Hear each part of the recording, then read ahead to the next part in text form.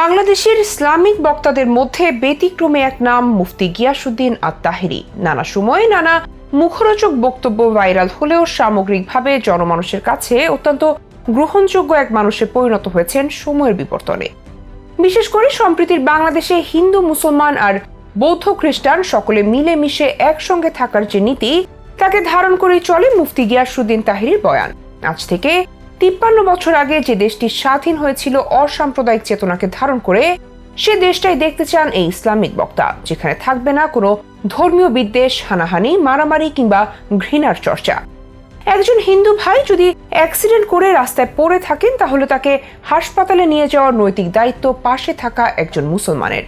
তাহলেই গড়ে উঠবে সম্প্রীতির বাংলাদেশ, এমনটাই দাবি এই ইসলামিক বক্তার। দিনে দিনে বাড়ছে অনলাইন ভিত্তিক ইসলামিক বক্তাদের আনাগোনা। ঘরে বসে কিংবা ওয়াজ মাহফিলের আয়োজিত মঞ্চে বসে চলে ধর্মীয় বয়ান। একটা সময় ফেসবুক, ইউটিউব কিংবা টিকটক না থাকায় তখন ওয়াজ শোনার একমাত্র মাধ্যম ছিল সরাসরি মাহফিলের প্যান্ডেলে অংশগ্রহণ। এরপর অডিও ক্যাসেটের কল্যাণে ওয়াজ শুনতে শুরু করে মানুষ। তবুও সরাসরি ওয়াজের অনুষ্ঠানে রাতভর বয়ান শোনার ঘটনা ছিল নিত্য নৈমিত্তিক ঘটনা। তবে বিগত কয়েক বছরে বদলে গেছে সে চিত্র। ফেসবুক, ইউটিউব সহ অনলাইনে নানা ভিডিও প্ল্যাটফর্মের কল্যাণে এখন দেশ বরেণ্য ওলামায়ে কেরামের বক্তব্য পৌঁছে যাচ্ছে সবার হাতে হাতে। কেবল প্রসিদ্ধ ইসলামিক বক্তারাই নয়, অনলাইনের জোয়ারে সুযোগ নিচ্ছেন অনেক অসাধু ধর্ম ব্যবসায়ীরা, যাদের বক্তব্যের প্রধান লক্ষ্যই থাকে বিভিন্ন সম্প্রদায় এবং জাতি গোষ্ঠীর প্রতি ঘৃণা ছড়ানো। এমনকি নারী সমাজের প্রতি আছে অনেকের ব্যক্তিগত আক্রোশ, যে কারণে নারীদের ছোট করে কটাক্ষ করে চলে ঘৃণার চাষাবাদ, যে কারণে এসব থেকে প্রভাবিত হচ্ছে সাধারণ ধর্মপ্রাণ মানুষ। কারণ বাংলাদেশে মানুষের ধর্মীয় আবেগ যত বেশি, ধর্মীয় জ্ঞান ততই কম। ফলে এসব ভুইফোর বক্তাদের এসব নেতিবাচক বয়ানের প্রভাবে ভেঙে পড়েছে সমাজের সাধারণ নীতি নৈতিকতা। কারণ ইসলামিক লেবাস আর পবিত্র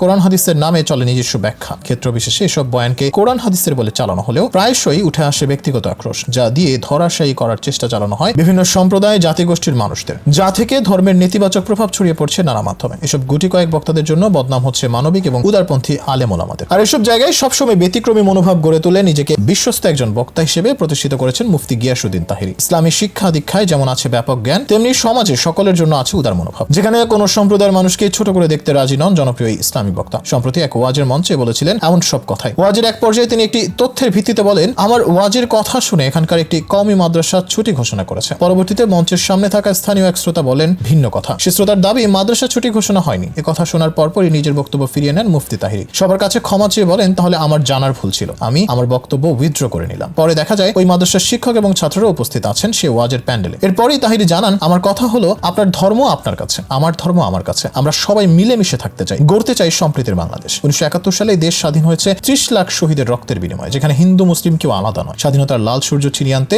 রক্তস্রোতে ভেসে গেছে সবার জীবন। অপূরণীয় ক্ষতি হয়েছে গোটা বাংলাদেশে, কারণ আমরা চেয়েছিলাম ন্যায্য অধিকার, চেয়েছিলাম অসাম্প্রদায়িক চেতনা আর সম্প্রীতির বাংলাদেশ। পাকিস্তানি রক্তচোষা সেনাবাহিনীর সরকার সে সময় আমাদের আলাদা করতে চেয়েছিল হিন্দু মুসলিম বিদ্বেষ নামক কলুষিত রাজনীতির মাধ্যমে। কিন্তু তারা যখন সফল হয়নি, বরং শোষণের শৃঙ্খল ভেঙে স্বাধীন দেশ হিসেবে বিশ্ব মানচিত্রে জন্ম নিয়েছে বাংলাদেশ। আর সে বাংলাদেশকে এখন ধর্মীয় বিভাজন তুলে আবারও ভাগ করতে চায় পুরনো সেসব হায়নার দল, যে কারণে হিন্দু মুসলমান উভয়ের ভেতর ঘৃণা ছড়ানো চলছে উদ্দেশ্যমূলকভাবে। আর এসব ফায়দা নিতে এজেন্ডা ভিত্তিক কাজ করছে কিছু দেশি বিদেশি গোষ্ঠী। আর 71-এ পরাজিত শত্রু রাজাকার, আলবদরের দোসর জামাতে ইসলামের মতো রাজনৈতিক দল তো এখনো সে প্রচেষ্টায় চালিয়ে যাচ্ছে। ফলে ধর্মীয় বিভাজনে পা না দিয়ে আমাদের মিলেমিশে থাকতে গড়ে তুলতে হবে সম্প্রীতির বাংলাদেশ। আর সম্প্রীতির বাংলাদেশ গড়ে তুলতে মুফতি গিয়াসউদ্দিন তাহেরীর মতো ইসলামিক বক্তারা যত এগিয়ে আসবেন, ততই কমে আসবে ঘৃণার চর্চা, ছড়িয়ে পড়বে ইসলামের উদার মনোভাব। যে কারণে মুফতি তাহেরী প্রায় বলেন, সবার আগে আমি একজন মানুষ, একজন মানবিক মানুষ না হতে পারলে ধর্মীয় আবরণ গড়ে কোনো লাভ নেই। আর মানুষের বিপদে মানুষ এগিয়ে আসবে, এমনটাই হোক আমার আপনার সম্প্রীতির বাংলাদেশ।